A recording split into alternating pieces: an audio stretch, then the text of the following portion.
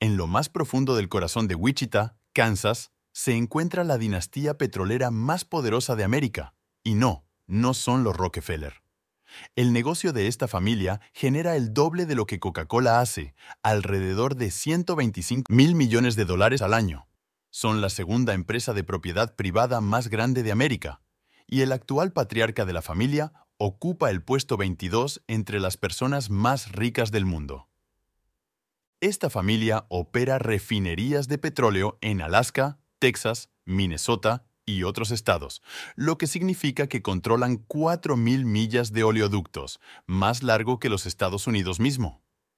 Construyeron refinerías de petróleo para Joseph Stalin y Hitler, así como para Qatar. Dada la apreciación de América por su petróleo, es seguro decir que tienen una gran influencia política en la política estadounidense, y de hecho, la tienen. En el ciclo electoral de 2022, esta familia ocupó el puesto 15 entre los mayores donantes, al mismo tiempo que se clasificaron como el 26º grupo de cabildeo más grande de América. No tienen reparos en utilizar su riqueza para dar forma a América según sus deseos. Pero no se trata solo de petróleo y política. Es probable que tengas algunos de sus productos en tu hogar en este momento. Productos de limpieza, toallas de papel brownie, alfombras máster manchadas o vasos Dixie. Aunque la mayoría de ustedes probablemente nunca hayan oído hablar de su nombre, y si lo han hecho, probablemente no sepan nada sobre ellos. Y con razón, ya que no les gusta dar entrevistas y definitivamente no participan en redes sociales. Esto parece bastante lógico, porque si tienes interés en guerras petroleras y apoyas a dictadores en el extranjero, probablemente quieras mantenerte fuera de la luz pública. ¿Quién es esta poderosa familia, te preguntas? Pues, aparta a los Rockefeller, porque no es otro que la familia Koch, la dinastía petrolera más poderosa de América hoy en día. La familia Koch tiene sus raíces en Harry Koch, un inmigrante holandés nacido en 1867 que se mudó a América a la edad de 21 años. Harry Koch era un hombre muy emprendedor. Cuando se mudó a un pequeño pueblo en Texas llamado Quanah, pasó su tiempo ahorrando lo suficiente para comprar un periódico local que se convertiría en el Quanah Tribune Chief. Pero no se detuvo allí. Luego incursionó en el negocio ferroviario, fundando la compañía ferroviaria Quanah and Pacific Railway. Así que, con el negocio del periódico y el ferrocarril en sus manos, usaría el periódico para promocionar su ferrocarril y también para difundir sus creencias políticas libertarias. Utilizaba el periódico para criticar la seguridad social, menospreciar a los sindicatos y mostrar un fuerte apoyo a los negocios. Estos serían los humildes comienzos de la incursión de su familia en la política, así como los modestos inicios de lo que se conocerá como Koch Industries. Harry quería convertir su pequeño pueblo de Quanah en el centro ferroviario más importante de esa parte de Texas. Quería convertirlo en una gran área metropolitana, pero desafortunadamente nunca lograría completamente ese sueño. Sin embargo, sí logró hacer una gran cantidad de dinero en el proceso. Luego, pasaría las riendas a su hijo Fred Koch, quien también compartía la ambición de su padre y llevaría a Koch Industries a un nivel completamente nuevo. En ese momento, Texas experimentaba un auge petrolero, así que Fred decidió expandir el negocio de su padre hacia el petróleo. Al parecer, copió un proceso de refinación de petróleo recientemente inventado por una empresa llamada Universal Products, y rápidamente comenzó a obtener ganancias con ello.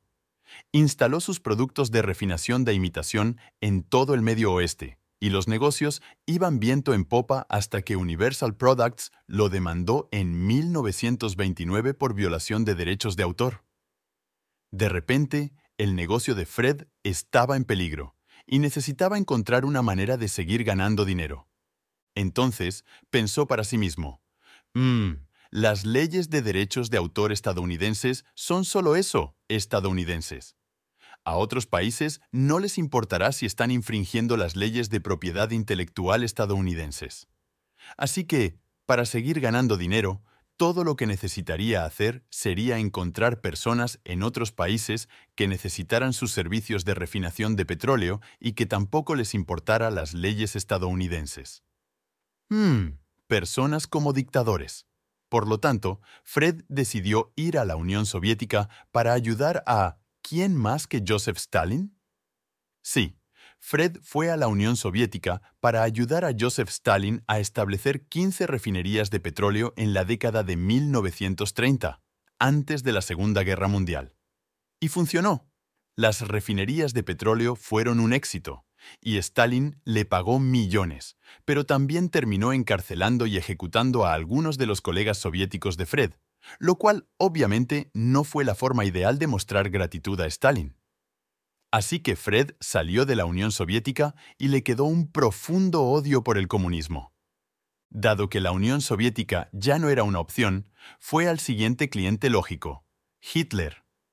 Sí, unos años después, Fred iría a Alemania para construir refinerías de petróleo para Adolf Hitler. Fred no era nazi, pero era un capitalista, y el dinero de Adolf era tan bueno como el de cualquier otro. En definitiva, Fred regresó de Europa como un hombre muy rico y procedió a hacer lo que haría cualquier hombre después de enriquecerse vendiendo refinerías de petróleo a maníacos homicidas. Se casó y comenzó una familia. Estos hijos, la tercera generación de la dinastía Koch, llegarían a expandir su imperio hasta lo que es hoy en día. En total, hubo 4 hijos: Frederick, Charles y 2 gemelos, David y Bill. No fue un hogar fácil en el que crecer. Vivieron bajo reglas muy estrictas. De hecho, a menudo se alentaba a David y Bill a resolver sus diferencias a través de peleas cuando eran niños, para que fueran fuertes, lo suficientemente fuertes. Pero Fred no sabía que esta crianza ultracompetitiva eventualmente separaría a sus hijos. Mientras tanto, Fred seguía a cargo y su imperio crecía a pasos agigantados. Para cuando terminó la Segunda Guerra Mundial, Fred había construido un conglomerado internacional masivo. Hacían negocios en 50 países diferentes. Continuó expandiéndose en el petróleo, pero también incursionó en el negocio del papel, los productos sintéticos, la industria de fertilizantes e incluso en la banca. Utilizaría toda esta influencia para luchar contra esos malditos comunistas. Verás, el dinero es una cosa, pero ahora que Fred tenía todo el dinero del mundo, quería poder real. Siguiendo los pasos de su padre, incursionó en la política. Se convirtió en uno de los fundadores de la ultraconservadora sociedad John Birch, un grupo superanticomunista que se especializaba en propagar el miedo a una toma comunista en América. Incluso pensaron que el presidente Eisenhower era un agente comunista, a pesar de que fue uno de los hombres que ayudó a ganar la Segunda Guerra Mundial. A Fred Koch tampoco le gustaba el movimiento de derechos civiles. Creía que los afroamericanos estaban respaldando una toma comunista en América. Predijo que los comunistas se infiltrarían en el gobierno estadounidense y temía que un futuro presidente de Estados Unidos fuera un comunista secreto. Así que sí, las preocupaciones sobre el comunismo fluían por sus venas en ese momento. Influyó en todo lo que hacía y tendría un efecto masivo en sus hijos. Cuando Fred Koch murió en 1967, sus hijos heredaron el imperio Koch, con Charles y David tomando el control de la empresa. Estos hijos llevarían la oscuridad a un nivel completamente nuevo. El embargo petrolero de la OPEP en la década de 1970 golpeó duro a Koch Industries. En ese momento, la empresa ya había invertido $500 millones en 5 superpetroleros que debían entregar petróleo de la OPEP a Estados Unidos. Pero cuando el embargo llegó, el flujo de petróleo se detuvo, lo que significaba que estaban perdiendo dinero cada día. Para intentar recuperar algo del dinero, Koch Industries decidió cobrar de más a los clientes estadounidenses por el petróleo. Sin embargo, eventualmente fueron descubiertos y en 1974 el presidente Ford obligó a Koch a devolver más de $20 millones en reembolsos y reducciones futuras en los precios del petróleo, lo cual, siendo justos, era una cifra irrisoria para ellos. Pero eso no fue todo.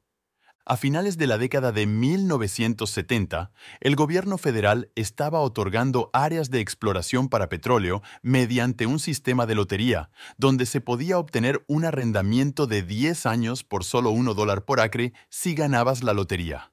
La idea era dar a los posibles prospectores de petróleo la misma oportunidad de obtener tierras como los grandes jugadores como Koch.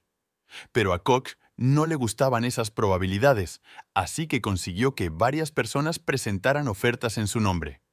Si ganaban, transferirían los arrendamientos a los Koch, un plan astuto que fue descubierto en 1980 cuando Koch Industries tuvo que declararse culpable de 5 delitos graves en un tribunal federal, incluida conspiración para cometer fraude en las 5 décadas.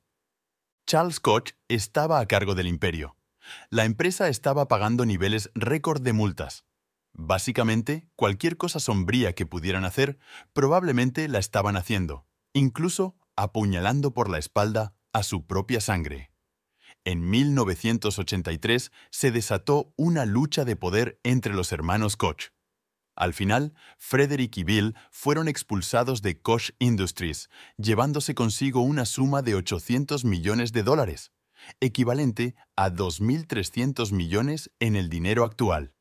Dicho esto, no está tan mal, pero a los ojos de Frederick y Bill se sintieron estafados. Todo por lo que trabajaron, el legado de su familia les fue arrebatado. Así que Bill decidió contraatacar. Contrató a detectives privados para investigar las malas acciones de Charles, de las cuales había muchas. Bill incluso llegó al extremo de llevar a Charles a juicio e incluso citó a su propia madre. Por cierto, su madre acababa de tener un derrame cerebral. No hace falta decir que los dos hombres no han hablado en décadas, ni siquiera en el funeral de su propia madre en los años 90. En la década de 1990, un oleoducto de Koch explotó, quemando vivos a 2 adolescentes texanos.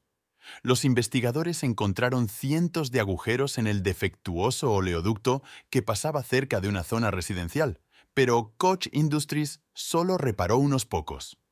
Como resultado, se enfrentaron al mayor juicio por muerte injusta de este tipo en la historia de Estados Unidos, casi 300 millones.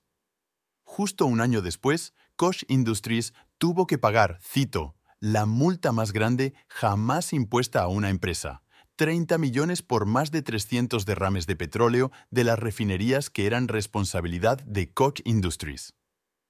Esos son 3 millones de galones de petróleo derramados en 6 estados. Pero seamos realistas, el dinero que ganaron con estos 3 derrames de petróleo superó con creces esta insignificante multa de 30 millones. Las multas son solo un costo de hacer negocios, y lo que no derraman, lo roban. Hasta 300 millones de galones de petróleo fueron robados de tierras federales en la década de 1980 por los hermanos Koch, generándoles 230 millones en ganancias, según Bill Koch. Además, mintieron al respecto ante los reguladores 24.000 veces.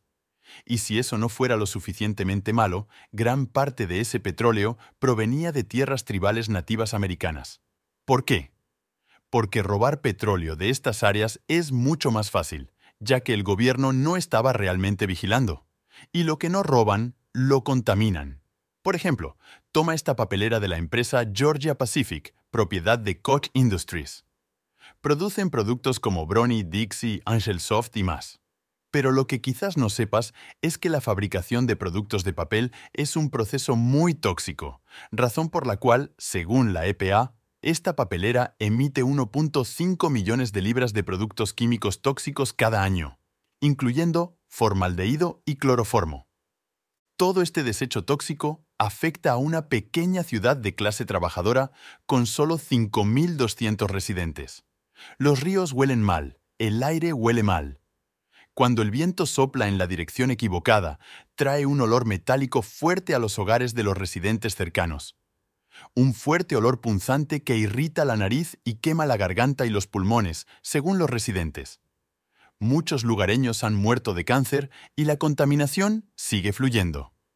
Según la Universidad de Massachusetts Amherst, los 3 peores contaminantes del aire en Estados Unidos son ExxonMobil, American Electric Power y, ¿lo adivinaste?, Koch Industries. Koch Industries vierte más contaminantes en los cuerpos de agua de la nación que General Electric e International Paper juntos, lo cual probablemente explica por qué constantemente están arrojando dinero a los políticos. Muchas personas adineradas donan a políticos, pero los Koch han creado su propio grupo político llamado Americans for Prosperity o AFP, lo cual es irónico dada toda la miseria que han causado. AFP es una de las organizaciones conservadoras estadounidenses más influyentes, pero en realidad son muy libertarios. Están en contra del gasto gubernamental innecesario y los favores corporativos, lo cual apoyo, pero también impulsan cosas que favorecen su contaminación. Pero la dinastía Koch no se detiene ahí. Cada año, los hermanos Koch organizan una reunión anual con solo las personas más ricas y poderosas. Piensa en ello como su propia versión de Davos o el Foro Económico Mundial. Invitan a entre 400 y 450 personas súper ricas, que incluyen al menos a 18 multimillonarios.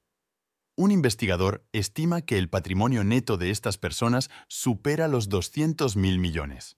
Por ejemplo, en 2014, cuando los Koch organizaron su seminario anual de verano en Dana Point, California, en el lujoso resort St. Regis, la seguridad era extrema.